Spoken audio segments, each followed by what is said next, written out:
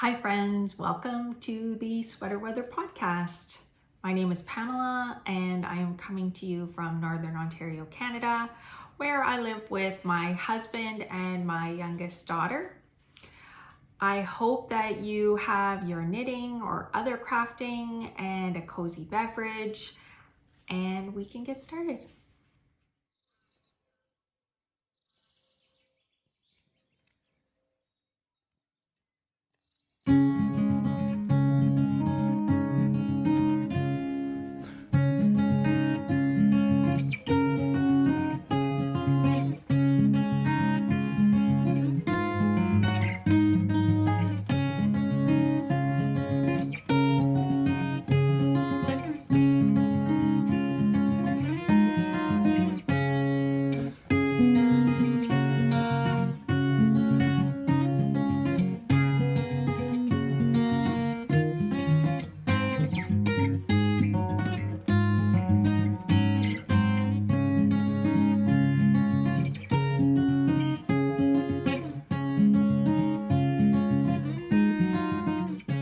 So I have a couple of finished objects that I want to share with you today.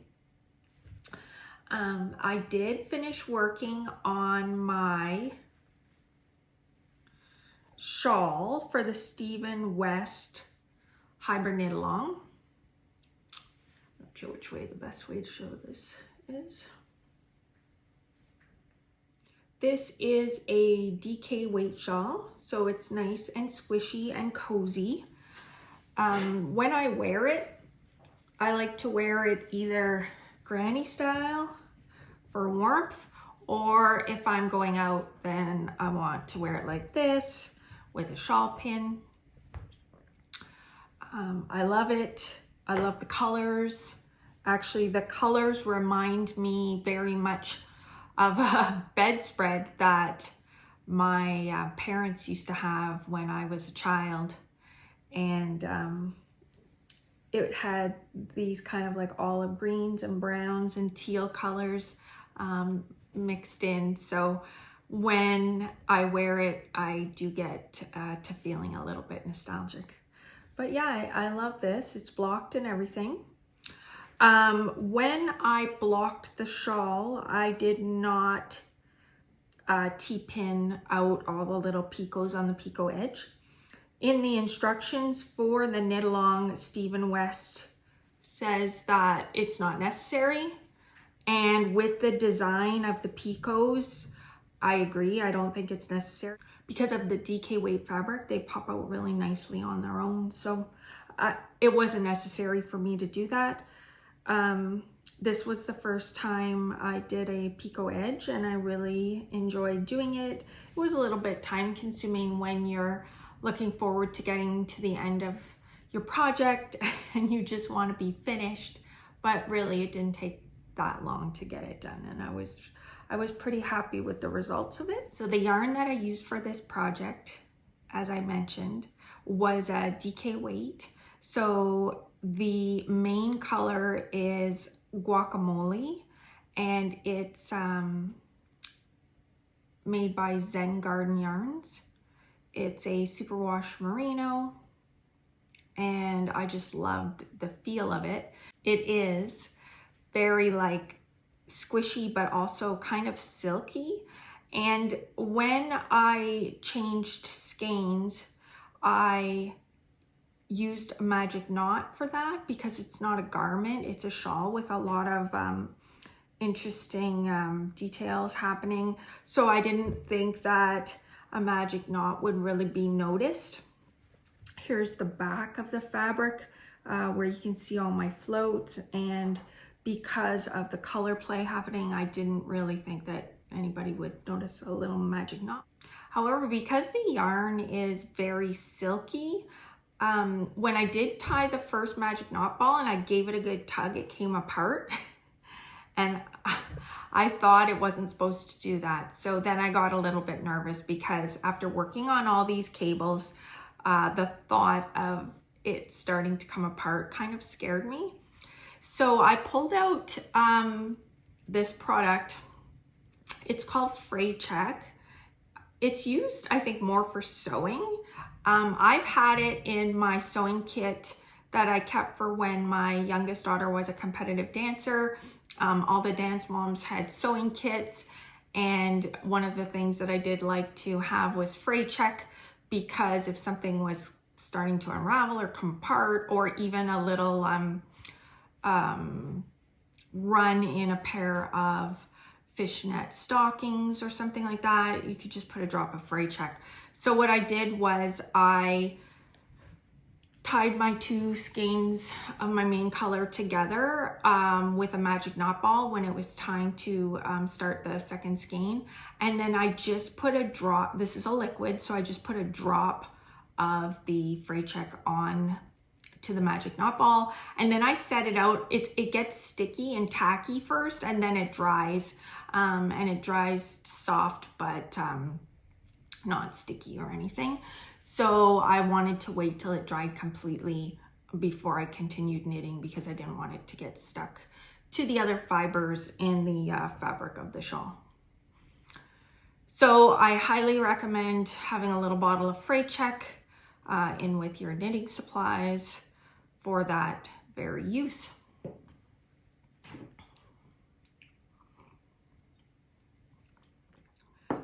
So this pattern calls for 2 skeins of your main color and then 1 Zauberball. And I actually used almost 3 full skeins of the main color.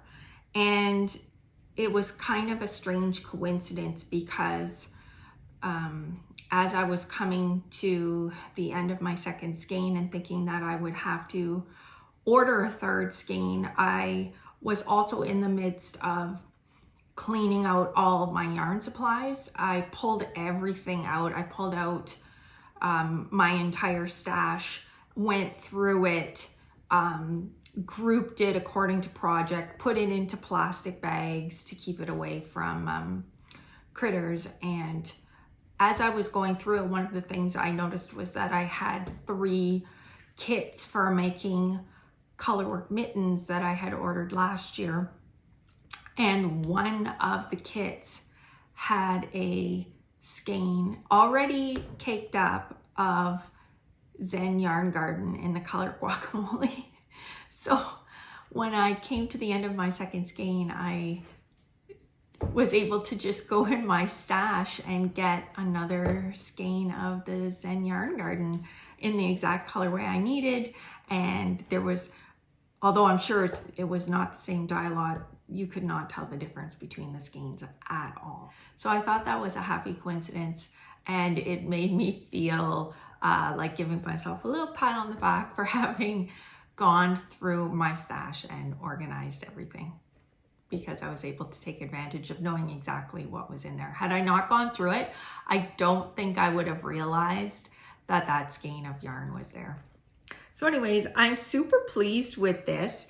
And I will say that I didn't go back and check the yardage. I did keep track of the yardage, and I did weigh my remaining, what was remaining on my third skein of yarn, and estimate how much yarn I did use. And just so that you know, everything will be linked below. There will be a link to my Ravelry project page for this shawl, which has more detailed information about how much yardage I used and that sort of thing, if you're wondering and you wanted to make the shawl. I will say that I didn't gauge swatch. So, and I definitely knit this with a very relaxed, loose gauge. So I can't really blame Stephen West for running out of yarn when I didn't bother to gauge swatch in the first place. Had I done that, I may have realized that I needed a third skein. I'm not sure. I never did go back to check that, so I'm not sure. But anyways, if you do want more information about the shawl, again, the link to my Ravelry project page will be below in the show notes, as will everything I talk about. When I did Vlogmas this past Christmas, I didn't do show notes. And one of the big reasons for that was that filming every day, editing, inserting pictures and different captions into the videos made it extremely difficult to then also provide show notes for each episode. But I do provide show notes for my regular episodes, so I will include that if you're wondering. I'm just going to take this off. Again, here is the back of the shawl where you can see the floats. I did have quite a bit of the Zauberball left. I didn't even come close to using all of that. So this is how much I had left from my third skein of the Zen Yarn Garden. And this is how much I had left of my Zauberball. So there is still quite a bit there. A Zauberball I think is 150 grams rather than 100 grams. So it does come with a little bit more.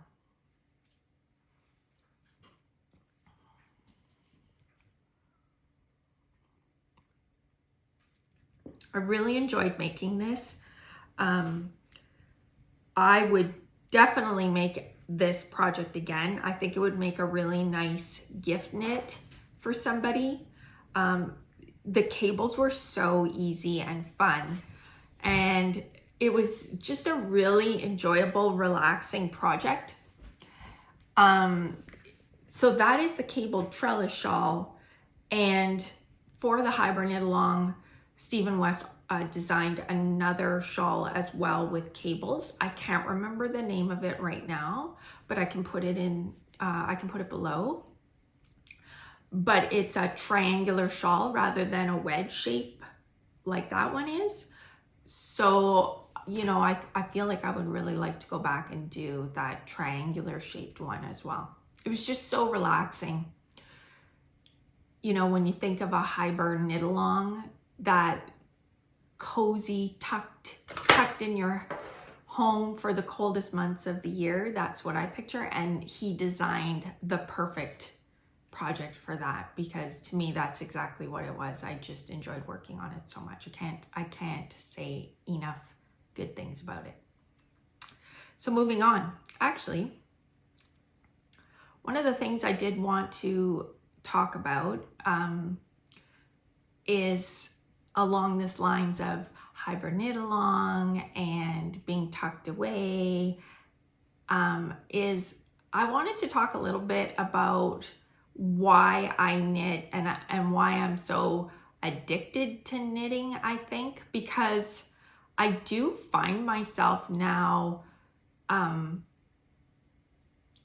feeling like sometimes like I have to grab my knitting, like I have to work on it. I find myself reaching for it in times of stress or anxiety. And something that I haven't really talked about on the podcast is that I do suffer from a chronic pain condition. And you would think that that would cause me to knit less rather than more, especially because the chronic pain condition that I have affects the nerves in my entire body, including in my hands, wrists, elbows, shoulders. So knitting can be at times extremely difficult. I started to realize that I was using knitting as a method of chronic pain management. And I thought that was really counterintuitive, because usually when you're in so much pain, you can't focus, you don't want to do anything, everything hurts, and you just want to be left alone.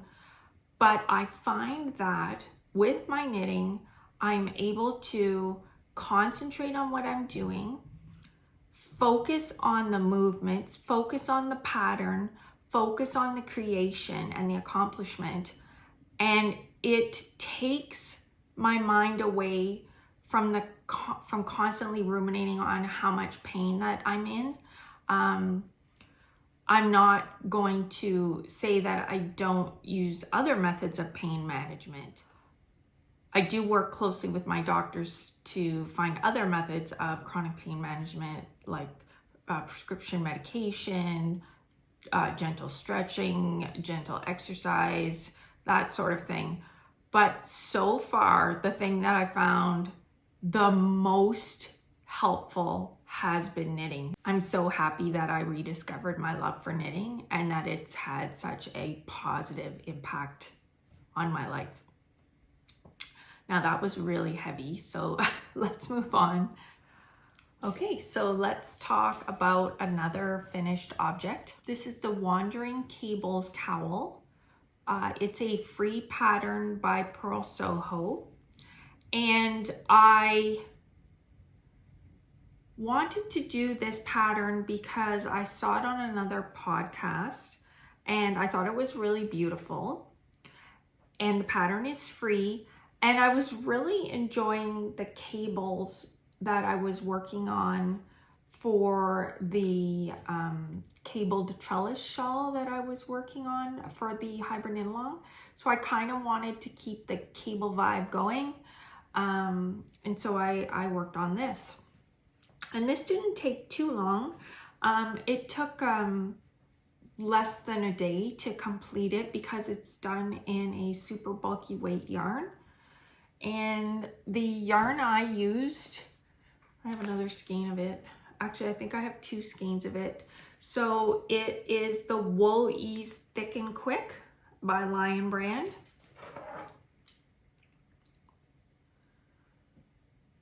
It is 82% acrylic, 10% wool, and 8% rayon. And it has comes in 170 grams, which equals 97 meters. And it's a 6 super bulky, and it's machine washable and dryable. And this is the colorway Oatmeal, which I really like. And it is really nice and soft. Because the Wandering Cables cowl is a gift knit for a friend, I wanted her to be able to just throw it into the washer and the dryer without worrying about it. It's nice and soft, and I haven't blocked that yet. I feel really good about that because it was on my Make 9 board. So I was able to tick off one of my Make 1 projects as being completed, and it also used 2 skeins of the Woolies yarn, which is from Deep Stash. So another one of my goals this year is to use up stash yarn, and that project helped me achieve that. I am thinking about using this skein to make a matching hat to go with it, or mittens. I haven't decided yet. A hat might be too much because it's such a heavy cowl. A hat might be too much, but actually I was thinking of making crocheted mittens, so I may do that still. So another project that I completed were these socks. They are made in a self-striping yarn from Timber Yarns in the colorway Exquisite. So they are meant to be they are made with Easter colors. So I think they're somewhat of an Easter sock. I did 2x2 ribbing for 20 round.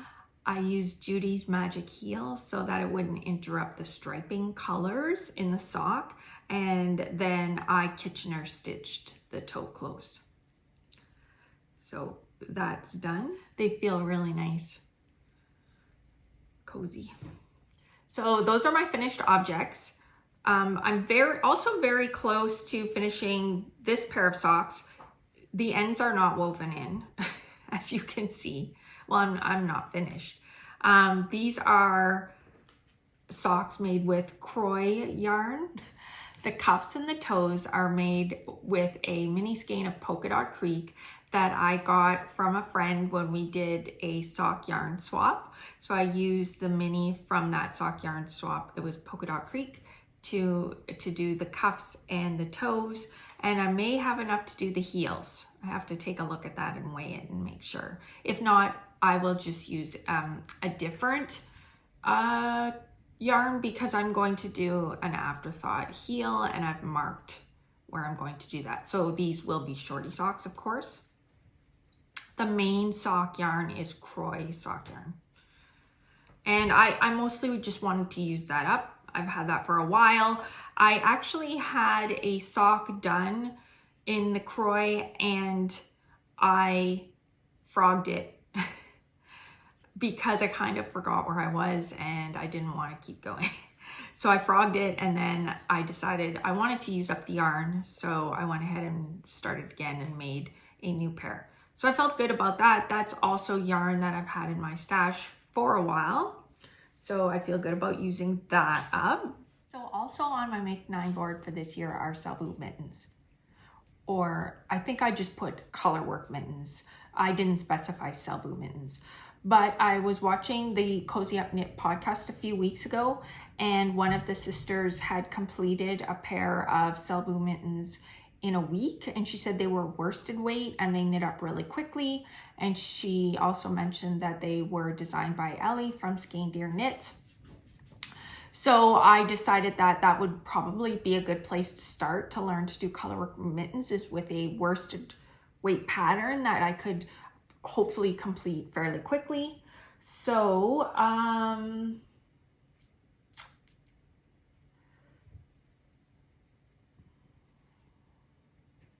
put these on. I did gauge swatch for these, but I went down a lot in the needle size, and I feel like maybe I went down a little bit too far in the needle size. I have small hands, so they do fit me, but I believe I was knitting the medium size. You can see the color work design that's forming on the front, and there's also a pattern on the back, and you can see I have the thumb on, the hole for the thumb is on waste yarn. I haven't picked up and knit the stitches for the thumb yet, but Ellie does have a tutorial on YouTube for how to do that, how to pick up the stitches and knit the thumb, and it also has a design on it.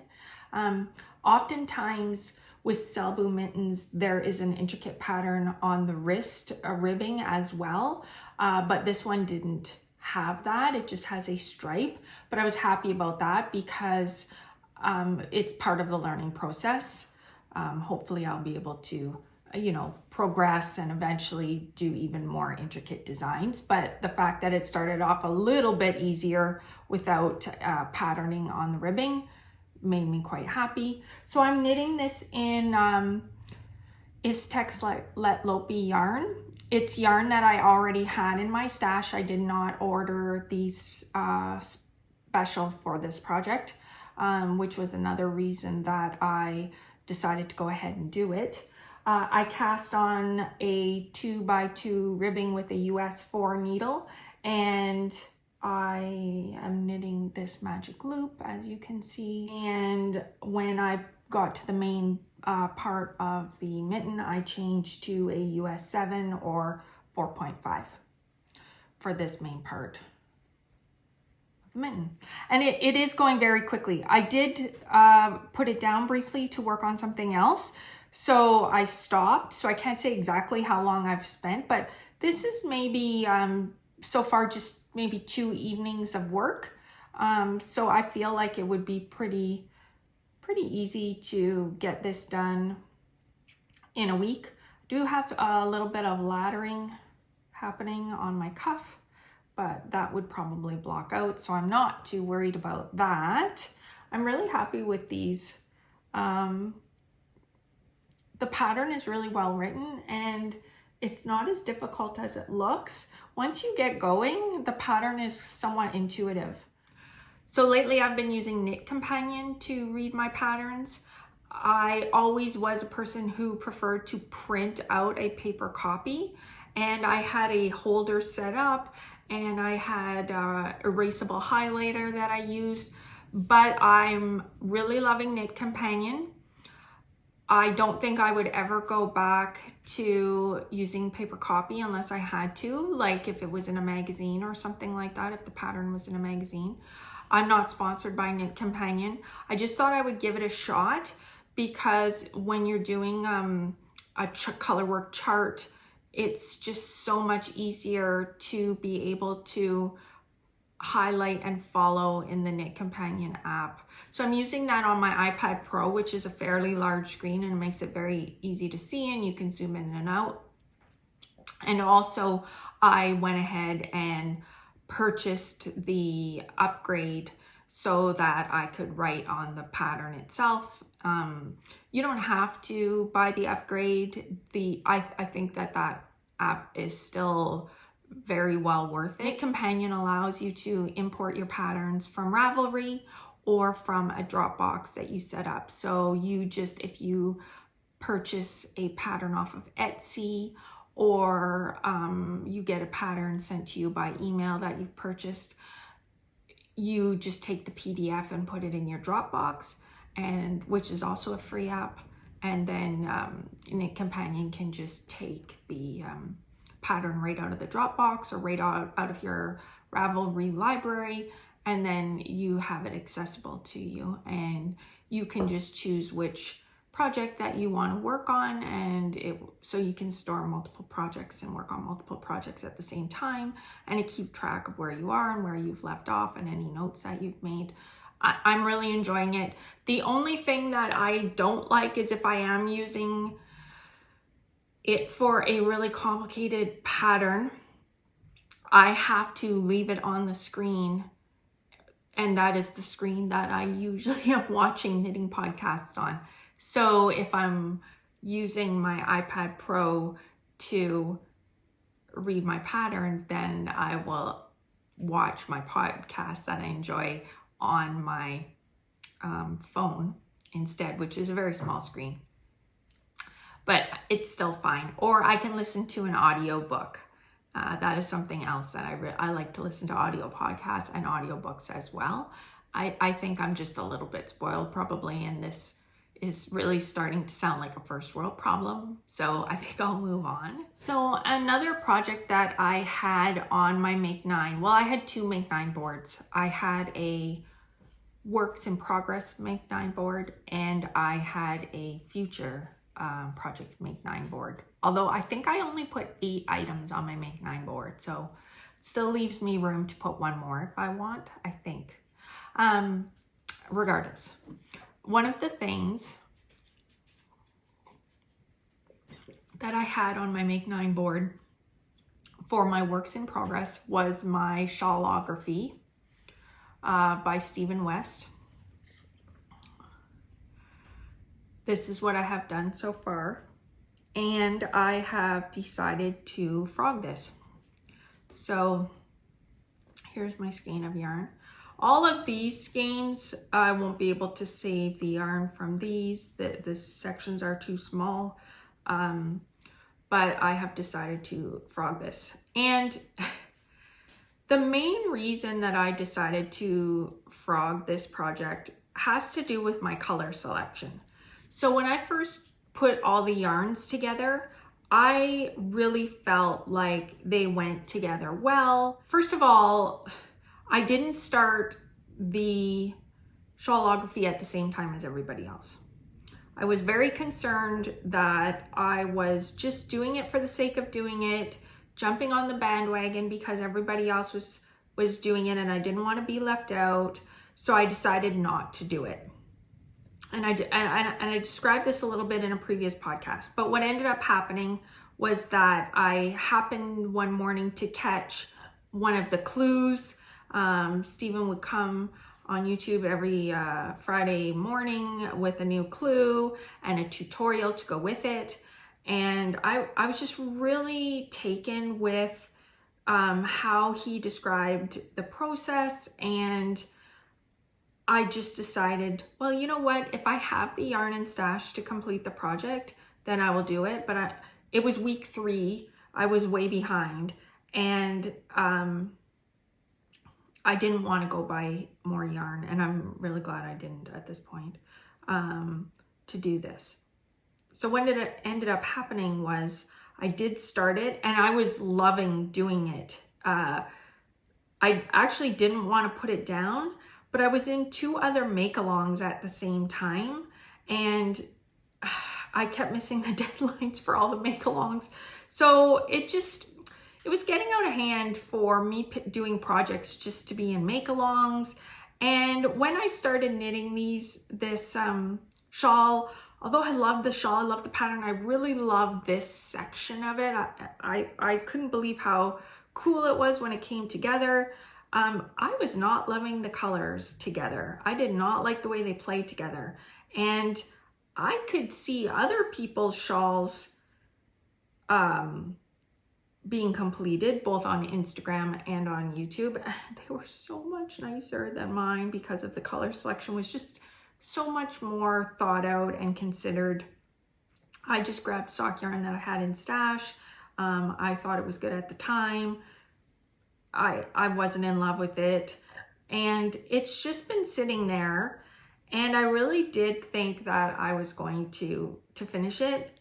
But I think the bottom line is that if I'm not excited about it, I don't want to continue it.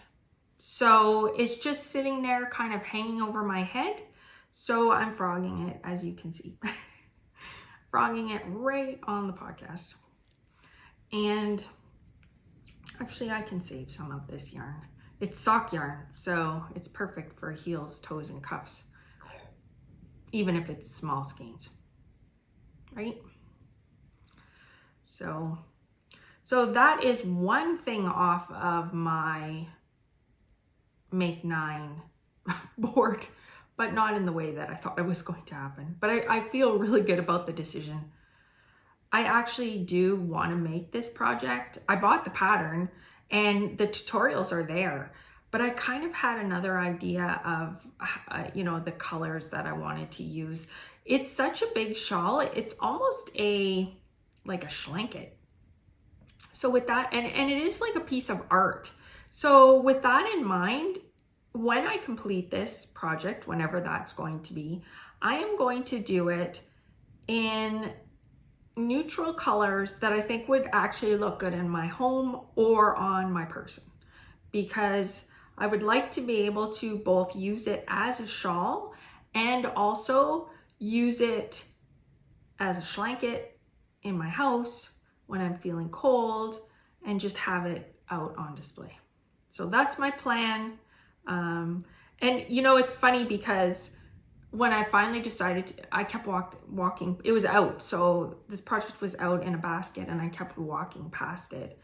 And when I finally did make the decision, I'm just going to frog that, I picked it up and I thought I had done this huge piece of work. I didn't even finish clue 1. So it wasn't that much work, and I did enjoy it at the time. And I'm absolutely a process knitter. So it did serve its purpose at the time.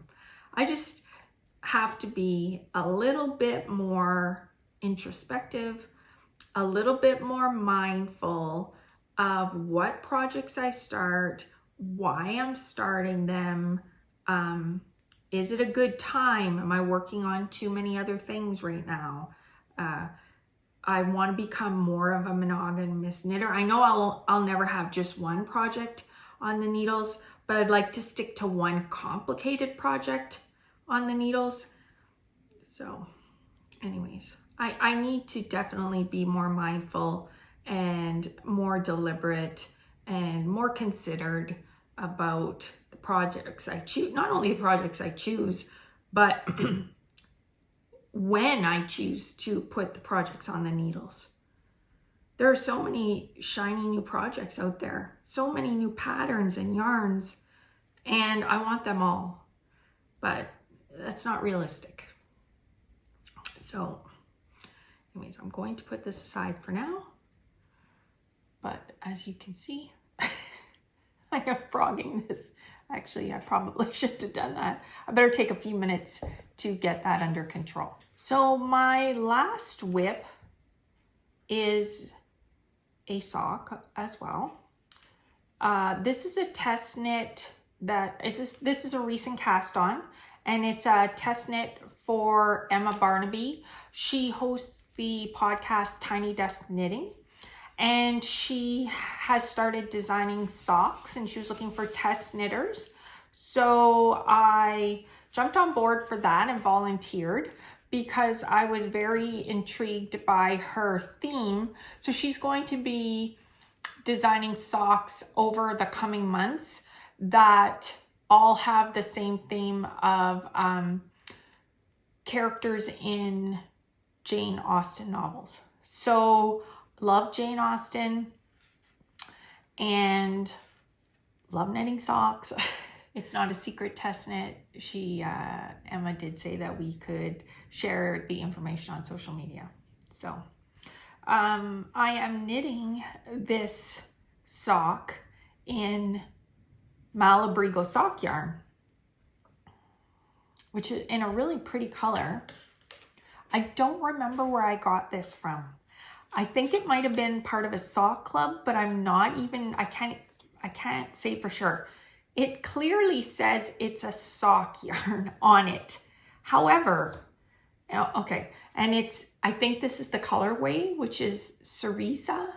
Cerise in French is spelled differently, is cherries. So cerise may be cherries in Spanish. I'm not sure.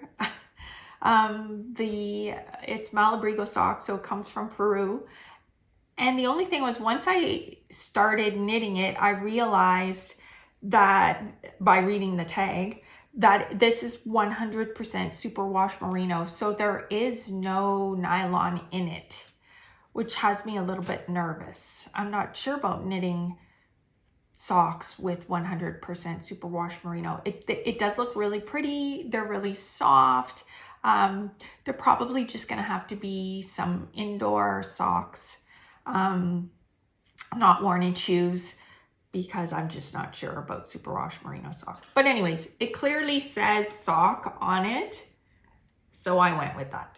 Anyways, I'm enjoying the test knit. It's a beautiful lace pattern, and I actually would probably be already done my first sock, but I ripped it out and recast it on 4 times, because I feel like there's just a little bit more responsibility when you're a test knitter. And, so one time I made a mistake and I wasn't sure where it was. So then I just got frustrated and I pulled it all out. Another time I sat down in my chair. I was holding the sock and I sat down in the chair, but this kind of got caught underneath me and it pulled the needles right out of the project. So at first I tried to put the needles back on, but it wasn't making sense. It's a lace pattern and I knew I was dropping stitches and such. It wasn't working. So I just gave up on that and pulled it out. Anyways, this is my 4th and final time that I'm casting on these socks. But anyways, it's fun so far. You should definitely get the pattern when it comes out, and hopefully I will be she's giving us two months to complete the test knit, but I want to be finished within the next 2 weeks. I think that they're kind of like a pretty Valentine sock. The theme for this month is the character Jane Bennet, who is not the main character in the Pride and Prejudice, in the novel Pride and Prejudice. She's the oldest sister, but I just, definitely has a vibe. So yeah, they're pretty, they're delicate like Jane, and I'm really loving this yarn too. So anyways, that is my last work in progress. I'm not currently working on anything else. I feel like that's enough though. I do need to, now that I'm finished my big project though, which is my Hiberknitalong, and I actually finished that a few weeks ago. I do need to pick up my Cordy sweater. I need to pick up my Cordy sweater. I can't say it. I need to pick up my Cordy sweater and start working on that. I apologize if my eyes keep looking off camera. My bird feeders are right outside my kitchen window, and currently I have a lot of little chickadees all feeding. So although I am trying to stay focused on what I am talking about, I keep catching movement out of the corner of my eye, and it caused me to look over there. Anyway, my apologies for that.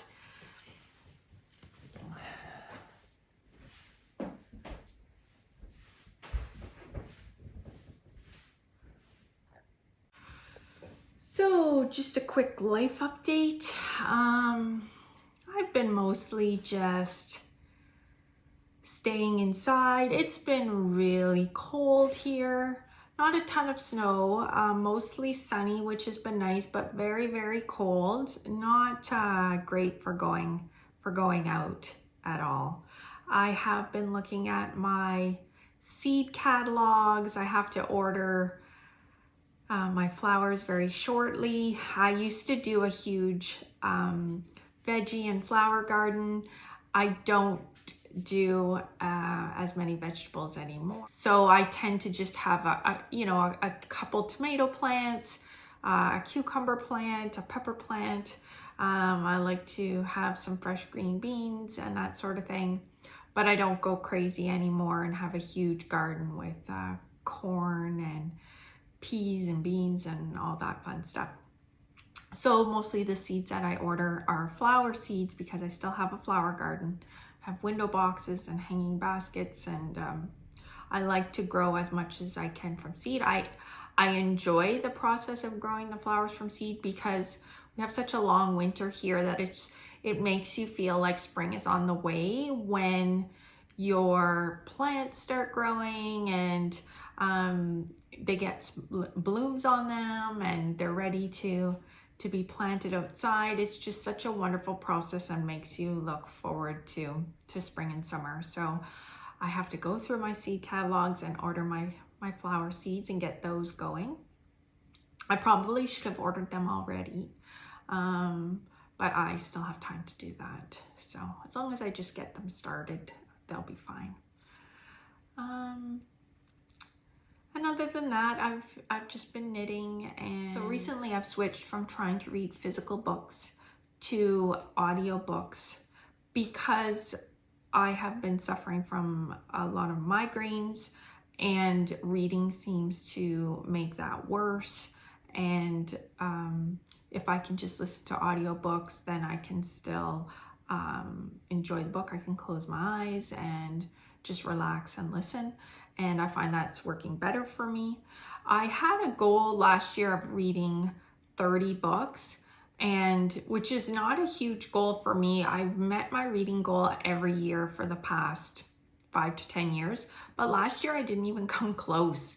I think I read 15 books, so I didn't even, maybe 15 books, or I might have read half. I set my reading goal this year for 24 books.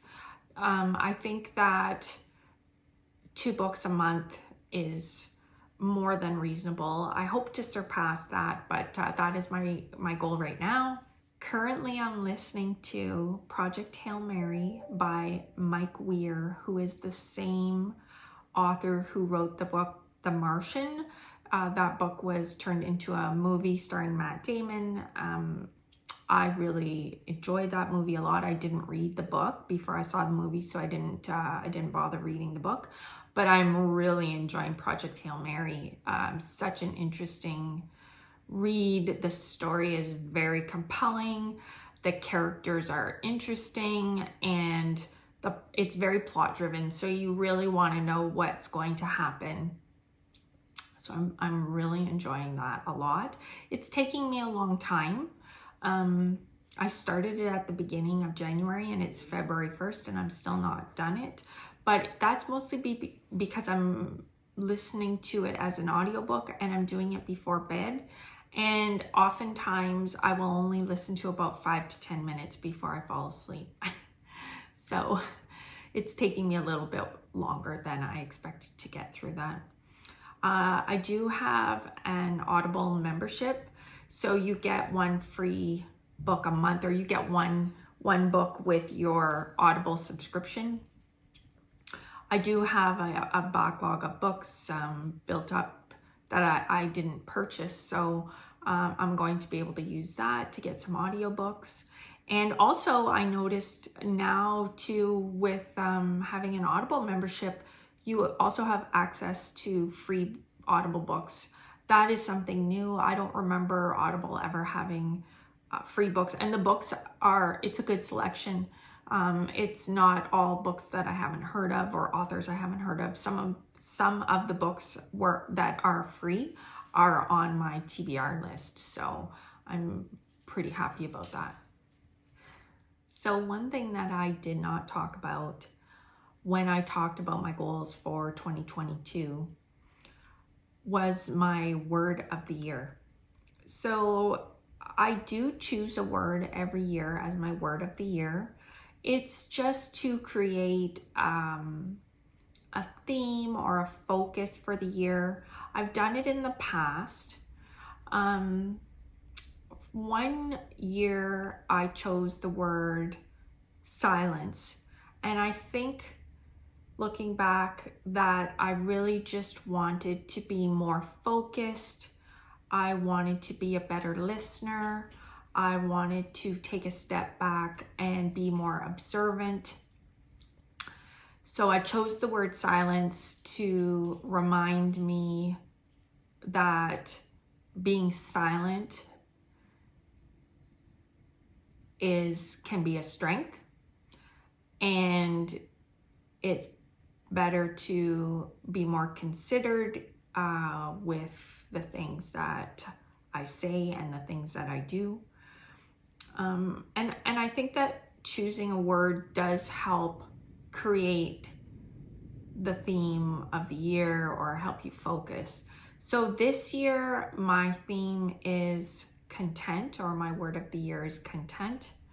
I want to focus more on the things in my life that are already good and are already making me happy.